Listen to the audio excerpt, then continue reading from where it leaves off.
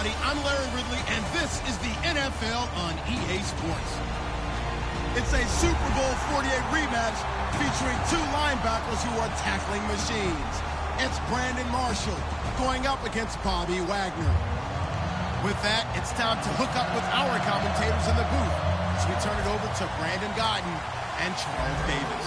All right, Larry, thank you. We are in the Pacific Northwest as we get set for football at CenturyLink Field here in Seattle. Straight ahead, a rematch of Super Bowl 48, and it should be a good one between the Denver Broncos and the Seattle Seahawks.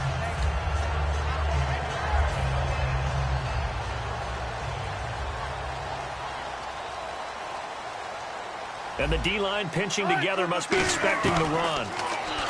Here's Wilson. And his first pass here is going to fall incomplete. He was looking for Thomas Rawls there. And it's second down.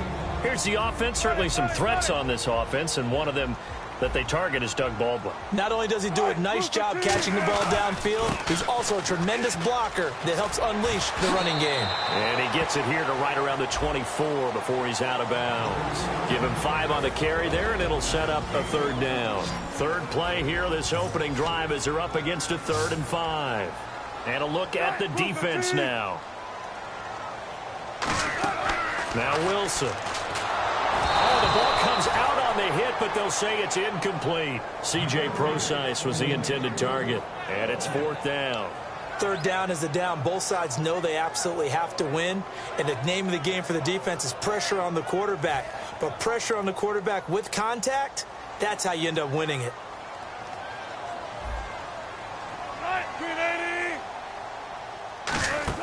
They'll indeed go for it with Wilson. And he's brought down. Can't do anything with the football. It's a sack and a turnover on downs. So shall we say a bold decision to go for it, and that bold decision does not pay off. And when you talk about bold, you're saying all caps? All caps. Yeah, without a doubt. Maybe they're telling their defense they have a lot of faith in. And that is caught. Touchdown, Denver. Emmanuel Sanders from 10 yards out, and the Broncos have taken the early lead. So the first play of the drive, they strike through the air and score it. A lot of coaches like change of possession as a time to go ahead and strike, and that's what we saw there. Ball turned over, first play, right to the end zone. It's a very short kick, taken right at the 20. And they're going to have good starting field position. He's out of bounds, but not before he's across the 35. And here come the Seahawks. They won the NFC West, wrapping it up in Week 15. They've won it 4 out of the last 5 years, Charles. And what New England has been able to do has dwarfed everything else. But that's a pretty good run out west, is it not? It's a fantastic run because, remember, we were talking about the NFC West being the most competitive division in football for about a 3-year stretch there between them and San Francisco.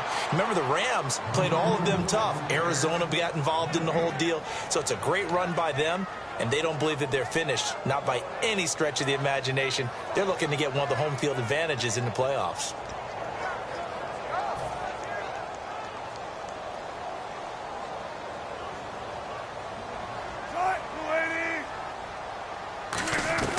On second down, Wilson. Sideline throw, it's complete. And a nice job there of keeping the toes in bounds. I do have to admit, I like it when it all comes together. When the top part, catching the football, right, whether you're catching it with your hands or cradling it, comes together with the legs, in this case the feet, did a little toe tap to stay in bounds and complete the catch. And a great job by our crew on the camera shot. Love when you see the grass or on the field turf, those rubber pellets flying up. Great catch. So many times you hear today's NFL described as a space game. Get your best players into space with the football in their hands. That's why sometimes you just swing it out to your runner, get him out in the flat, and let him have a chance to make people miss an open field. They go read option with Wilson. And this one goes nowhere. Losing yardage on the play back at the 46. A loss of a full 3 yards, and now it's second down. Defense in a good spot. Let's see how the offense responds with a 2nd and 13 now. In the slot on the right is Graham.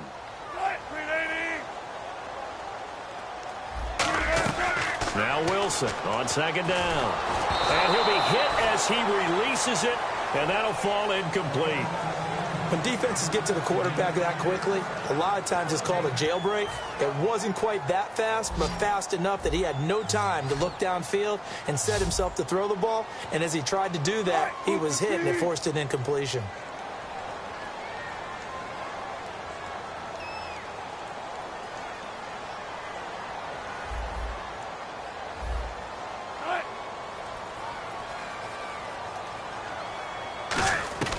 Third and long. It's Wilson. Wilson hit. It's loose. It's out. Fumble. On plays like this where the ball comes free, it's often unusual for the team that lost it to get it back. Because this is the quarterback. The ball gets away from him. Everyone else is trying to execute what they're supposed to do on offense. They're usually looking in the other direction, downfield, or have moved away from him. In this case, though, a teammate is able to come up with the ball. Returnable here from the 38. And he's got some space here. And all the way home for a Broncos score. Their dangerous wide receiver, 61 yards. And the Broncos able to show off their quick strike ability. And it's good to make it 14-0. So the flag is for roughing the kicker, a big 15-yard penalty. And I'm not sure that was the time to go all out after the kicker. Plenty of time left in this game. So after the punt return touchdown, let's see what their opponents can do with this kickoff. This fielded at the 2. Here come the Seahawks now, set to take over on offense. And with this deficit, you can't have too many more drives like the last drive where you had to punt it away. You know what I would tell my offense right here? The punter doesn't exist, guys. He doesn't even exist. He's not a team anymore. I just cut him, all right? So you've got to go out and create some offense for us here and give us some points. No way does that guy get on the field on this drive. Poor punter. Yeah, it wasn't his fault. But hey, listen, there's got to be casualties at times. We're trying to win a game.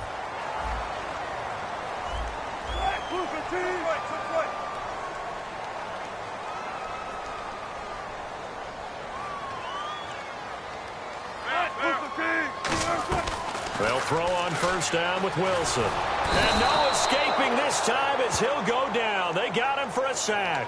Sylvester Williams continuing to fight downfield. The big tackle gets him for a loss of 11. Off the play fake to Rawls. Wilson. He's got time in the pocket. Baldwin with it over the middle.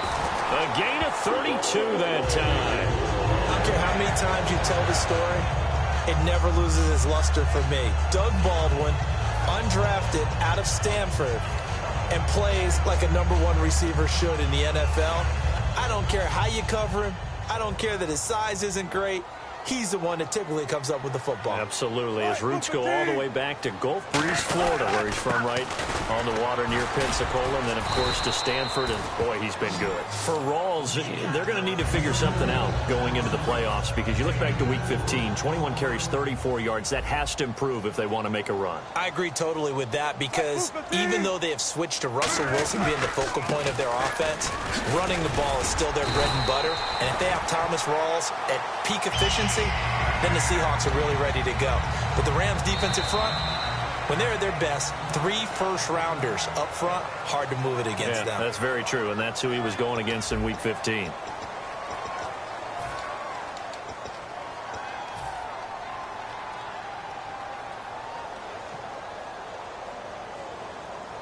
So the run gets them the first, and now they operate with a fresh set of downs. Throwing now, Wilson on first down. It's caught on the left side by Baldwin. It'll go as a gain of 12. And that'll be good for a Seattle first down. I like watching the wide receiver screen because it's a real teamwork play. Because guess what? The guy catching the ball, he'll get all the credit. But how about the people up to block in front of him? Either fellow receivers or offensive linemen. That makes that play a really nice timing play. And sometimes it can break big. It's got to the point where we see guys like that make that type of a catch. Not fair goes through my brain.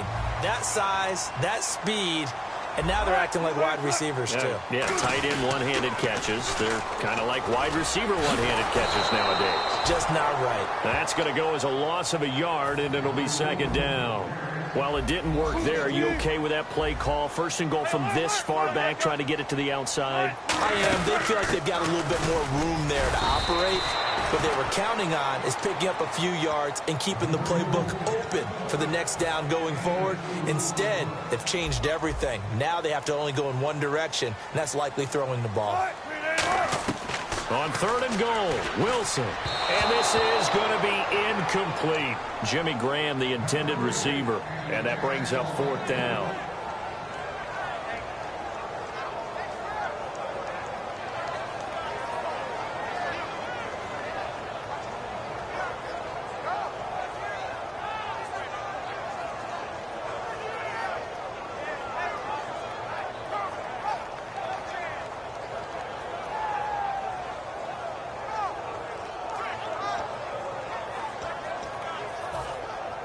The offense stays out there. A big challenge here from this far back, but they're going for it on fourth and goal.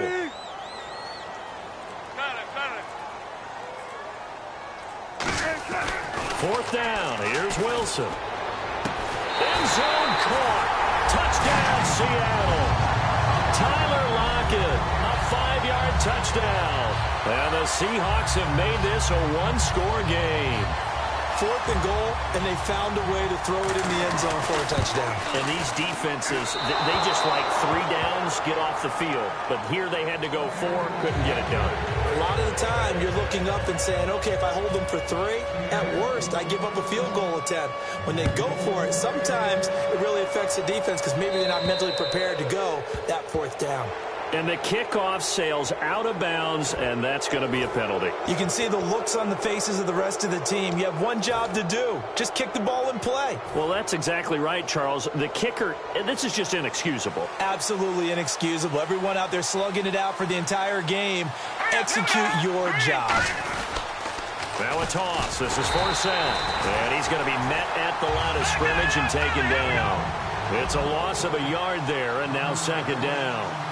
Michael Bennett's versatility, being able to play any position along the defensive front, allows him to make those types of plays. He finds good matchups and gets into the offensive backfield. And there it works for a tackle for loss. It looked like they had something there, but I think that he was thinking about running with the football before he actually hauled it in, and that led to a big drop.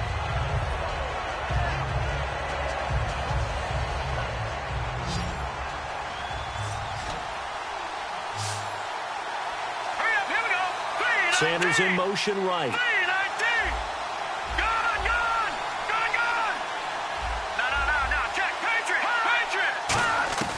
Throwing on third down, Simeon.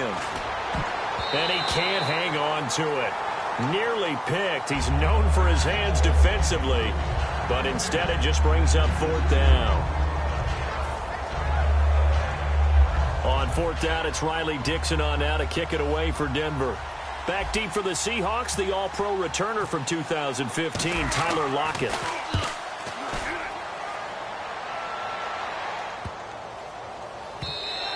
And he didn't quite have the backspin on that one. It hits at the 4 and continues into the end zone. It's a touchback. And out now come the Seahawks. And that last drive, a long drive, but not just that. They had a great air attack going. Do they stick with that? I would think that they would, because if they were confident enough to do it on the last drive, starting backed up in their own territory, why would you change anything? They've got to be confident about what they're presenting and continue to do so. Yeah, because the secondary, they really looked clueless. And that was amazing because that drive went and went, no adjustments, and no big plays by the defense to knock the ball away. His throw incomplete.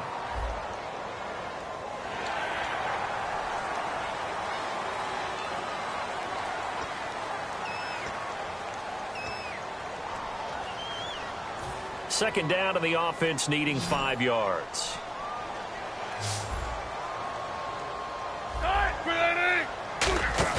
A fake to Rawls. Now it's Wilson. He's got time. Now he's going to throw deep right side. He's got a man complete. That goes for a gain of 31. Usually hitting a deep post pattern, as we just saw there for a big gainer, that's tough to do because you usually have a safety or two in the middle of the field. But if you hit enough crossers and underneath routes and curls, you start to get those guys creeping up wanting to make plays on the football.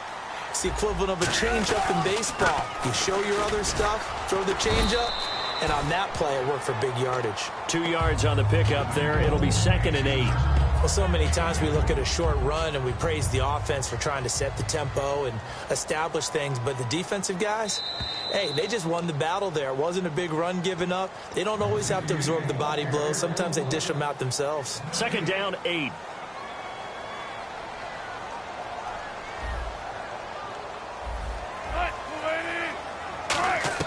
Now Wilson on 2nd down. And left side here, it's Graham.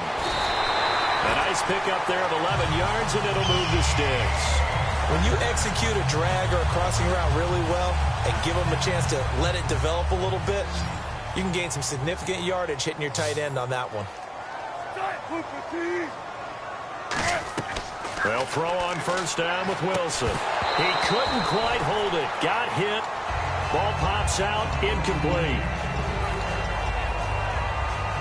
Unable to connect on the 1st down pass play. Now it's 2nd down.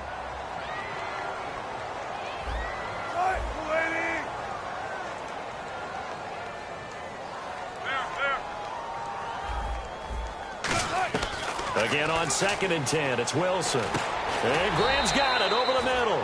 4 yards on the completion, and it sets up a 3rd down. Got to give credit where it's due. Really nice defense on that play. The pitch and catch was successful, but not any run after it. On 3rd down, Wilson. And he couldn't hang on to it through the contact. Incomplete. Now hold everything here. We're going to get a timeout by the offense. It's just their first, so they'll have 2 remaining here before we get to halftime.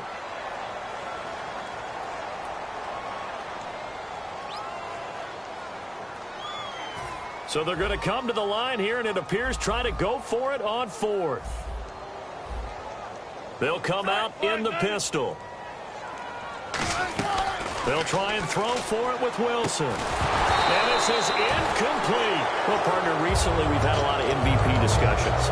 Here's the thing I wanted to ask you. A guy like David Johnson having a great year, but his team's below 500. Should he be able to win the MVP award? Personally, I think so.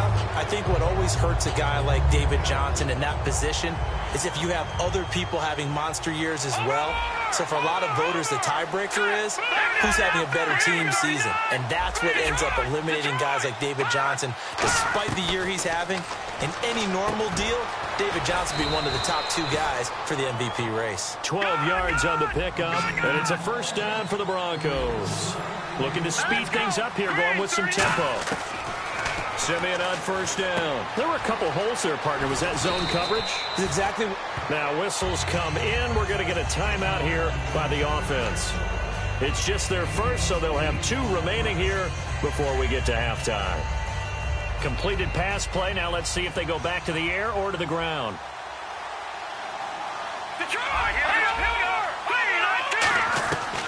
They'll run it now out of the gun. Trying to find a lane, but instead he'll get back to the line of scrimmage and no more. The tackle made by K.J. Wright. They're going to hurry back to the line now. 3rd and 2, Simeon. Got a man. He finds Sanders. And a gain there of 11 yards. I don't care how many times we see it. I still get a kick out of watching quarterbacks and receivers do the pass tree in pregame warm-up.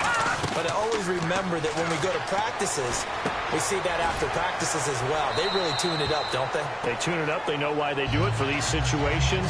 1st down. And they build that trust, and that's why they're able to find him in this type of a situation.